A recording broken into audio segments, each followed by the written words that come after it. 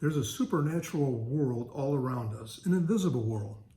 And all around us right now are thousands of angels. Mostly good.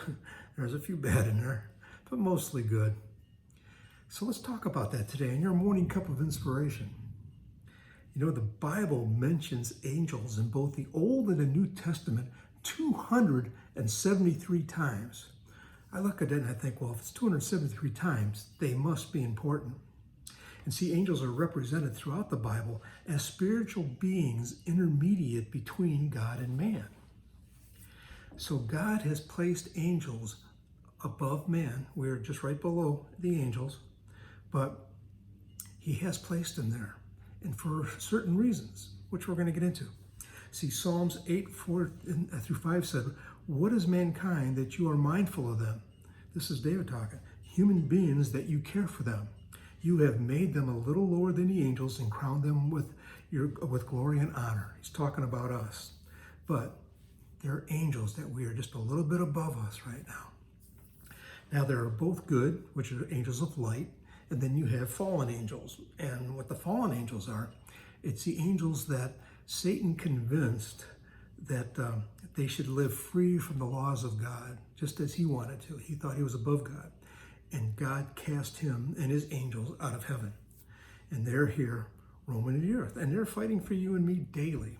But I just want to give you some basics on what angels are in the Bible. And I'll give you some verses. I'm just going to tell you what they are. I'm not going to read them all. But angels, they're here to instruct, which is in Genesis 16:9 talks about that.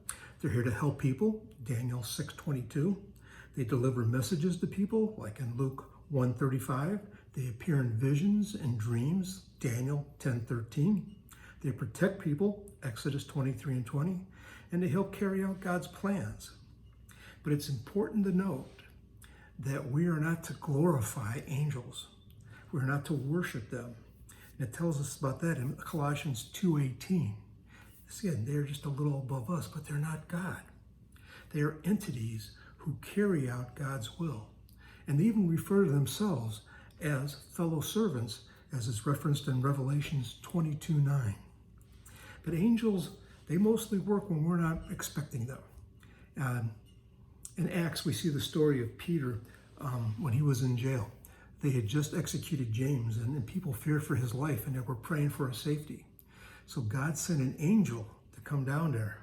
And when he had the jail keepers in that fast asleep, in a deep sleep, they woke Peter up, and he walked him right out of jail into safety. See, God sends his angels to help us.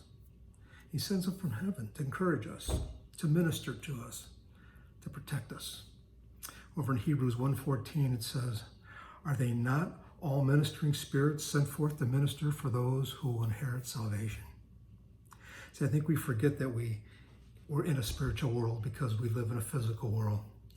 And we get caught up on other things. But we can be confident knowing that there's angels all around us, good and bad. They're clashing for us, but there's good angels there working on our behalf. And that we are children of the God Most High. God bless you, everyone. Look forward to seeing you again for another morning cup of inspiration. Have a wonderful day.